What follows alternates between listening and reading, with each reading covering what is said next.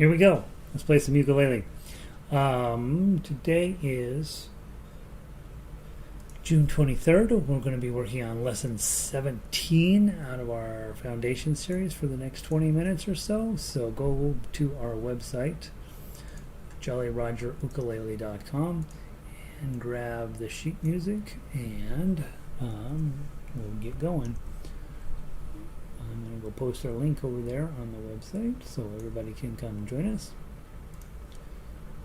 And we are hot today, so the air conditioner is running. You probably hear an air conditioner going in the background. I have a choice of either turning off the air conditioning and being hot, or you having a bit of a hum in the background, and I'm choosing the latter. So hopefully it's not too bad. I'll try to speak loudly over the top of the sound of the air conditioner. And what we have to work on today is so confusing anyway. It's probably not going to really matter whether you can hear me or not. Alright, so we've posted, and the link is working. Let me go stick this over on Twitter real quick, and then we'll get started. https://jollyrogerukulele.com, and let's put the jumping flea arpeggiator ! Click here, put our cover sheet on, and tweet.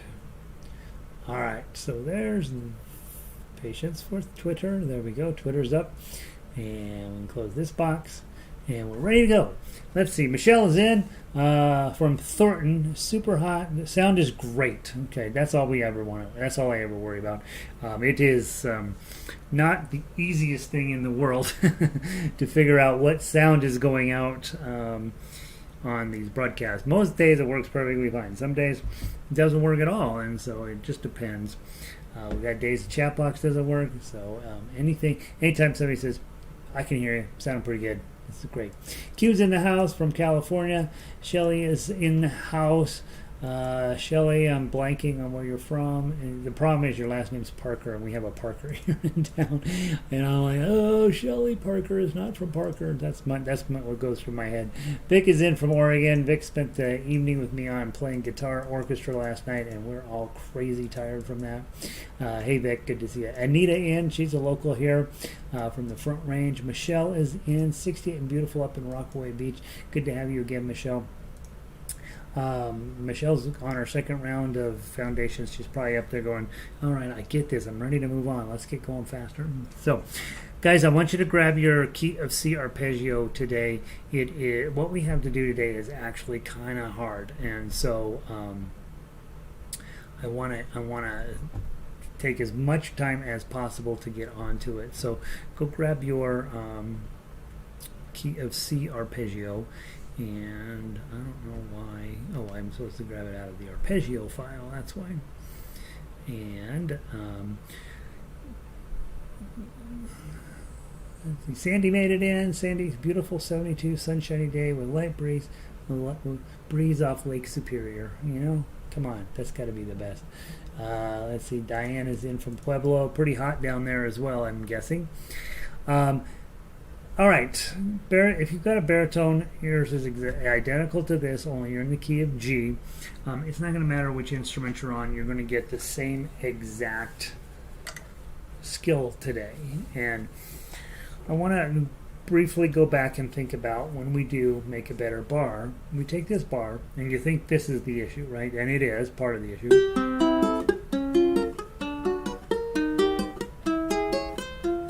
That's our make it better bar. We go up to 12, and then we turn around when we get up here and we do the opposite.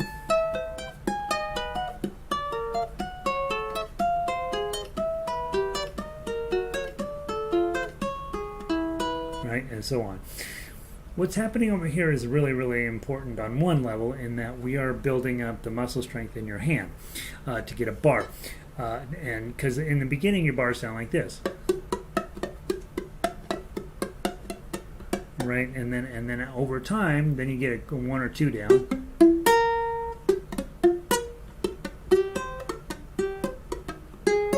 and then one day they come in. Okay, and then one day they're in so well you don't even need your thumb.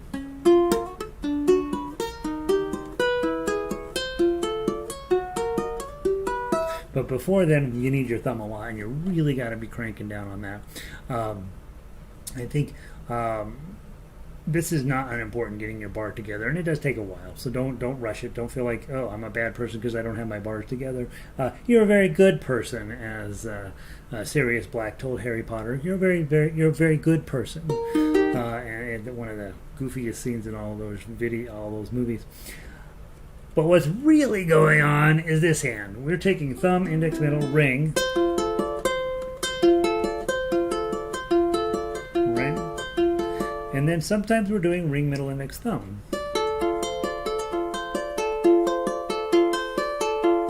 And that's why I like high G ukulele, because you've got a high note here and a high note here and some other stuff in the middle there. And it doesn't matter whether you go on thumb to ring or ring to thumb. Sounds beautiful, right? It's just really fun. What we got to do is really start talking about arpeggio picking and about how, when you go around the internet and they're like, we're going to make you a better strummer on ukulele. Or here's the strum pattern on ukulele, and strum this and strum that. My goal is to get you where you don't strum at all. That's just like, that's for those people. For us, we have fancier stuff we do. So nothing wrong with strumming. So that's fine. But if you can divide up your strum into individual components, you get this a much more sophisticated sound to it. Okay, so if we did an up-down strum, it would go right, and if you're playing regular ukulele, it's or right. Both of them are fine. Arpeggio picking is better. Okay, there you go. I how in music there's no right and there's no wrong. There's just better and worser. Okay, this is worser and this is better. Okay, or if you do it in 6. Right. So better and worser. What we were wanting to do is get these fingers where they're operating independently and you're in complete control. When you first start, you'll notice you get this. Right? And then sometimes you'll miss a string altogether. Whoops. Or sometimes you'll hear a string real hard accidentally. Right? And all that stuff. It just takes some time to talk your right hand into behaving. Right? And the way you're going to talk your right hand into behaving is I wrote 30 arpeggios, and there's one in every single key on the ukulele. The first 10 are important. The first 10 are in keys you'll actually play on ukulele. The next 20 are for the demented minds who want to be completely in charge of the instrument, who want to know how to do every chord, every key, every position on the fretboard, both major and minor. And so by the time you get to the end of number 30, I promise everybody, by the time you get to measure the end of my 30 arpeggios, you're going to be the best player you know. I've had, several dozen people finish the book from start to end. What I find is when they get to the end, they just want to start over and go do it all again because it's that good. It's like crack. It really is going to get your whole mind straightened out about this. Now, they're not easy, and the first one is the only one that's kind of easy, and they get harder and harder and harder and harder as we go along. So I want to study this one a little bit carefully, and then I want you to really work on it over the next few days, okay? So how they work is you're not going to use your thumb to strum everything. You're going to use claw plucking, okay? And on the first page, you'll notice as you're looking at the tablature, the top string here, your fourth line on there are no notes on there at all. So you're not even going to touch this first string on this first page.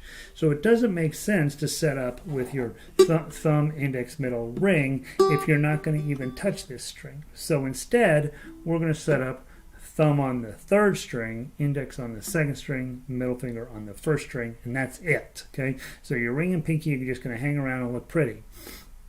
Now, That's why you go to the nail salon, so you can put on Bronco or Oakland Raiders. Don't put on Oakland Raiders stickers, but you could put on Bronco stickers on there, or unicorns, or I've seen, some people, well, almost said some girls, but it's not that simple anymore, is it? Putting all sorts of fancy doodads on their fingernails. On this hand, you can get away with it. They could do it on this hand, but you have real short nails over here, right? But over here, you could grow them out and put fancy stuff on them. What we're really doing here, these three fingers, thumb, index, middle, don't even touch your top string. The thumb's going to go down on the C string. Your index is going to come up on the E string, and your middle finger is going to come up on the middle string, or on the A string. Okay? And then sometimes we're going to go up, sometimes we're going to come down, sometimes we're going to mix it up in the middle. Okay? That's what's going to be happening with this hand. This hand, all you got to do, look at whatever the chord is and hold it. Okay? Don't get, and I'll tell you why in a minute. Okay? So measure 1, it says C chord, grab a C chord, hold it. Okay? And then then you will see that pattern that happens in the tablature. So I'm holding a C chord, and then the pattern is third string, second string, first string, second string, third string, second string, first string, second string. So at speed, it's going to be 1 and 2 and 3 and 4 and, or 0, 0, 3, 0, 0, 0, 3, 0. And if we're playing it at actual speed, it's going to be about, and that's about 120, and not quite 120. That's about 120 right there. Okay, but don't be in a hurry. You don't have to play it at 120. You can play it at 60.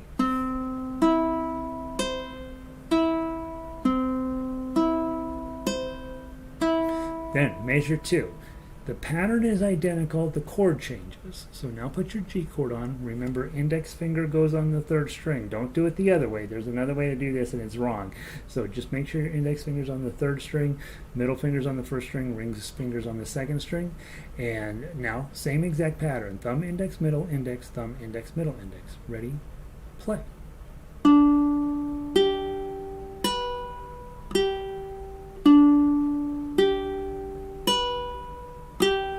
Okay, so now let's put those two measures together, 1 and 2 together. Ready? From the start. Ready?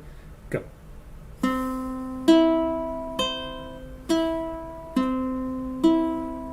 Change to G chord.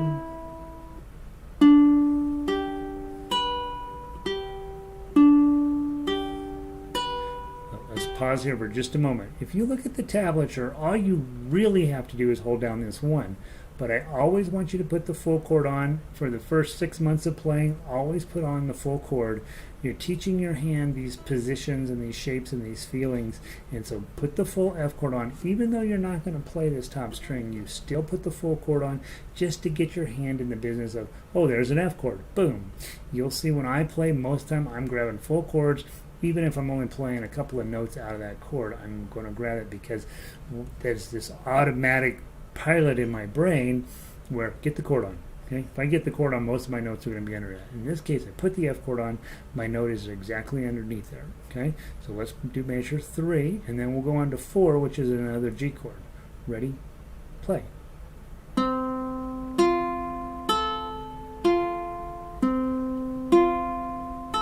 measure 4, G chord.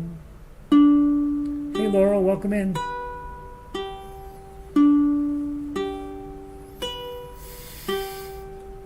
Let's play measures 1 through 4. Okay, C, then G, then F, then G. Pattern stays the same over here. We're playing a pattern. Those are called arpeggios. 1, 2, 3, 4.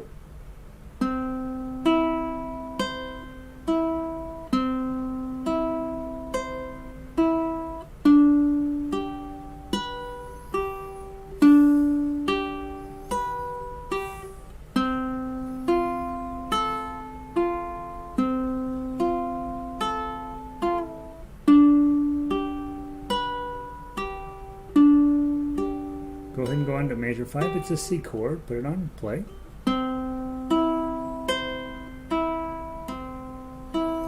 And measure 6 is a G chord.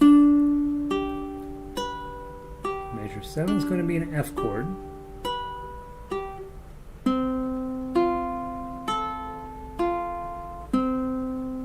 Measure 8 is going to be a G chord.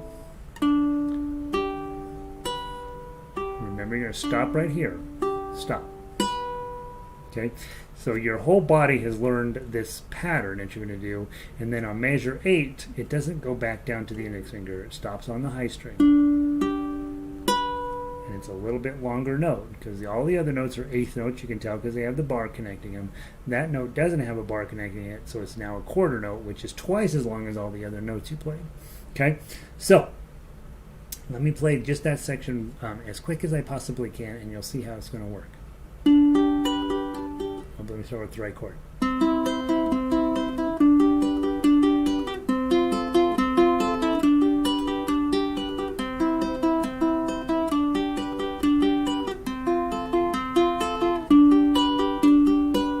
Okay, that's what you're after. Don't be in any hurry to get to that speed. More important, I would way rather you have it play it really slowly and make sure that the pacing is consistent. So rather than playing and then a big long pause while you get the next chord on, and then a big long pause, that's not ideal. Trying to get it smooth. I would much rather you play it super slow. That way you have enough time to get your G chord on. And plenty of time to get an F chord on. You also hear the tone of the ukulele gets better when you play slow. Your confidence goes up because you're not in a rush to get to the next thing. You're in the process right now of teaching these fingers to act independently. These are very conservative little creatures. Your whole life you've been grabbing and grabbing and grabbing, and now you're like, all right, we're going to do this weird thing where you're going to do this, and you're like, well, my fingers have never done that before, and they will resist. They're not into it at all, and that's why playing slowly at first, teach your fingers what you're going to need them to do, and they're conservative little guys, but they will. They're not radical right-wing conservatives. They are a moderate conservatives. They're like, you want me to do what? Are you sure you need us to do that? Okay, we'll do that. Right? And they'll know because you've taken time to break them in slowly and be like, oh, okay, I see what we're doing. And then and they'll be like, oh, we're making music, which is really lovely. Okay, now that's through that section. Now at the end of measure 8, you see a double bar. Okay, and usually when you see a double bar in music, it means, hey, pay attention, something different's about to happen. And sure enough, measure 9, you go back to your C chord, but now instead of only, we have a new pattern. So at measure 9, 0, 0, 3, you already know this from the other stuff you've worked on. We're going to plug 0, 0, 3. And then 0, 0, 3. Now notice these are quarter notes, so these are half the speed of the notes up above. Now at measure 10, put an F chord on, pluck 3, then 0, 1, 0. Measure 11, put your G7 on, pluck 3, then 2, 1, 2, and pluck it again. Measure 13, double bar, we're going to change this section again. Grab your C chord, pluck 3, and now it's going to be middle, index, thumb. Measure 14, it's all zeros, but I still want you to put the A minor on. And there's one reason is your hand will just get used to making an A minor and will just do it in your sleep. But more importantly, the ukulele will resonate in the proper notation that way. If you don't hold this down, this G string starts sympathetically resonating, and it just makes your tone a little less good. Okay, so grab your A minor, pluck 3. Measure 15, grab an F chord, pluck 3, middle index thumb, G7, pluck 3, double bar, new idea, pluck twice, grab your C chord, pluck twice, thumb index, A minor, pluck twice, thumb index, F chord, pluck twice. Measure 20, G7. Okay, at the end of that line, at the end of measure 20, there's the two heavy lines with the double dots, and that means go back, go back. Okay, in this case, we're going to go back to the top of the song at measure 1, and replay the whole page. So you're supposed to play the first page twice. I want you to play nothing right at the moment. I'm going to play it for you as fast as I can so that we can move on to page 2. Just listen. If you're on baritone, it's exactly the same experience. It's just it sounds a little lower. Here's what you're shooting for this weekend as you're working on this piece.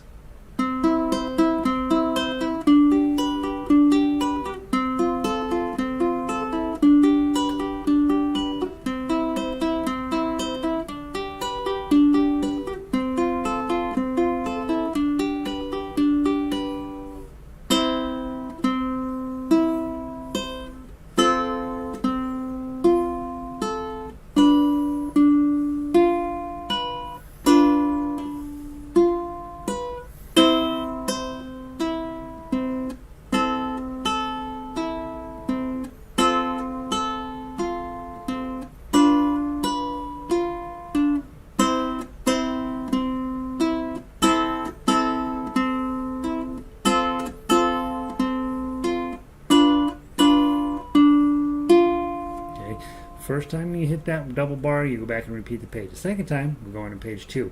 Takeaway from this is I just play that pretty fast, to be honest. And you do not need to be shooting for that speed. What you are shooting for is a consistent motion through time. And what you will also probably be hearing pretty loudly is, hey, I'm playing a C, then a G, then an F, then a G, then a C. I'm playing an actually, if you were strumming, it'd be super boring. It just would be, I don't know, like any other song. But because you were going through and plucking all of your individual notes out of the chord, it brings your ukulele to life. And it's like, oh my gosh, that is really sophisticated playing. You haven't done anything fancy with this hand. Everything is fancy is happening with this hand. Let's switch over to page 2. I got a few more things to talk about, and then you'll be set for the day. On page 2, very first thing you see up at measure 21 is you see the C chord, and it has those wigglies. Those wigglies are called glissandos, and instead of plucking glissandos, you do down strum those. So it's 0003, that's C chord. Okay. The other thing you see there says writ, and that means play a little bit slower. Okay, slow it down here and you'll see at measure 29 it says tempo, and that means go back to the original tempo. But from 21 through 28, you want to play just a little bit slower. And there's plenty of melody and so this section, since I'm starting with my thumb, I'm probably going to play the whole section with my thumb. Strum, then 3-5-3. Measure 22 is a G chord. Measure 23 is an F chord. Add your ring finger, and then the 0. Measure 24 is a G7. 2, 3, 4. And then you got just straight melody here. This is the G chord. Put it on, but you're going to play 0, 2, 3. And then take it off. Measure 27, again, another partial F. Ring finger with the 3 and the 0, and then a big G7 to wrap up that section. 2, 3, 4. Now we go tempo, which means we want to pick the pace up again. And I notice, without even thinking about it, my hand immediately went to a claw. I'm done with glissandos until the very last chord, so I'm going to go right back into my claw position. I can tell I'm supposed to be in a claw position because this is all a pattern. I look through that. It's exactly the same thing over and over. Has to be in a claw position to get that pattern right. And then let's go from 29. Go. Plunk, middle, index, thumb, then A minor. Plunk, middle, index, thumb, then an F chord. Plunk, middle, index, thumb, then the G7. Plunk, middle, index, thumb, 33, plunk, plunk, thumb, index, A minor, 34, plunk, plunk, thumb, index, 35, F, plunk, plunk, thumb, index, 36, a G7, plunk, plunk, thumb, index, and then we got a glissando on this last chord. Okay, that's what you're going for this weekend. This weekend you have actually, of all of the weekends where you're like, I got a lot to do, maybe this weekend should be that weekend. We want you to be able to play Brahms Lullaby effectively, so spend a little bit of time with that. Second thing, I'll spend a little bit of time with Yankee Doodle. Both of those have very similar skill sets. Yankee Doodle is actually a little bit more advanced playing than Brahms Lullaby. Even though the song's not quite as good, the skill set in there is pretty important. And then the most important skill set that we've got to learn at your level now, we're lesson 17, we're halfway through this intro session, is getting your arpeggios together. And again, arpeggios, instead of somewhere over the rainbow way up high, instead of that, you're now going to have somewhere over the rainbow way up high. Okay, it sounds fancier. And it doesn't sound like everybody else. That's the other nice thing about arpeggios. If you watch most singers that are advanced singers, Dolly Parton is the poster child of this. Dolly Parton doesn't do anything particularly fancy with her chord hand. She does everything really fancy with her right hand, plucking like a crazy person, and then singing over the top of it. And all of a sudden, no, Dolly Parton's never going on the internet looking to see what the strum pattern is. She's going to create a picking pattern that makes the song sound good. And so you should be more like Dolly. All right, that's the big takeaway today. Baritone players, note for note identical, just in a different key. So your skill set is the same exact thing.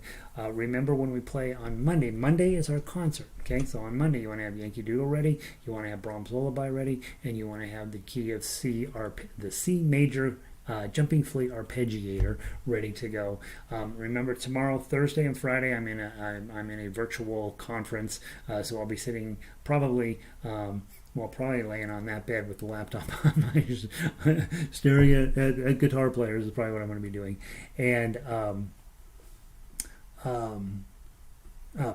Q says, and what is this supposed to teach us exactly, theory-wise?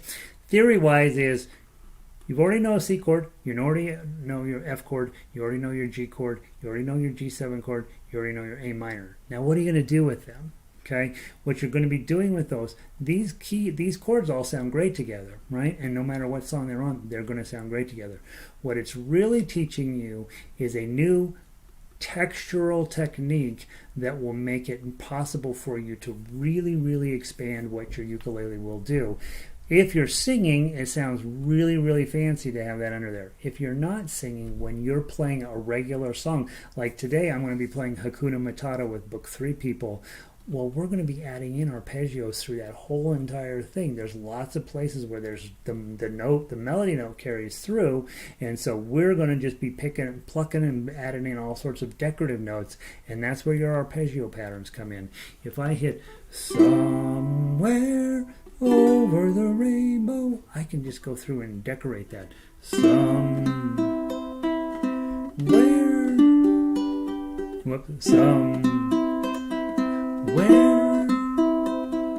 over the rainbow way up high. So it's a very, very, very useful tool that you're going to use in almost every song that we do to help decorate the music, decorate the main idea. Once you get the melody in place, once you get the chords in place, then you have your tough uke in place, and then once your tough uke is in place, then you're going to want to think, all right, now I want to finger style this thing with lots of extra pretty notes, and that's where that comes into play. So it's a great question, Q. How exactly is this supposed to help us? How it's supposed to help you is that this is the top of the line, not the very top of the line, but pretty darn close, when you're able to take a chord and break it apart and do some improvising and do some decoration around that chord. Then all of a sudden you'll be like, oh, I'm pretty darn fancy. It's remember Liberace, and he would play these relatively simple tunes, but then he'd do all these gigantic runs and all this stuff. That's arpeggio playing. That's exactly what he was doing. Was just adding in the chord, just a whole bunch of notes as he up and down. It looked fancy. It sounded kind of cool, and he way did it over the top, which is what Liberace was known for. But that's what he was doing. Was arpeggios. And that's exactly what he was doing. So yeah. Thanks for asking that question, Q. Elizabeth, sort of cloudy here, 96. We got to check in, was practicing. Glad to have you. Hey, guys, I got to pull the plug. Hang out. The next song that we do for Book 2, Santa Lucia. It's not a particularly hard song. So definitely hang out. Come to the next 30-minute session for Book 2, Santa Lucia. At the very minimum, you'll be working on playing just the melody, but it's a real pretty song, and I think it'd be fun for you. So I'm going to pull the plug on this one. I'm going to go set up a new stream, and then either go over to Jolly Roger and grab that link, or go grab just go back onto my page here on YouTube and refresh that, and it'll show up. So, all right, peace. Going to log out.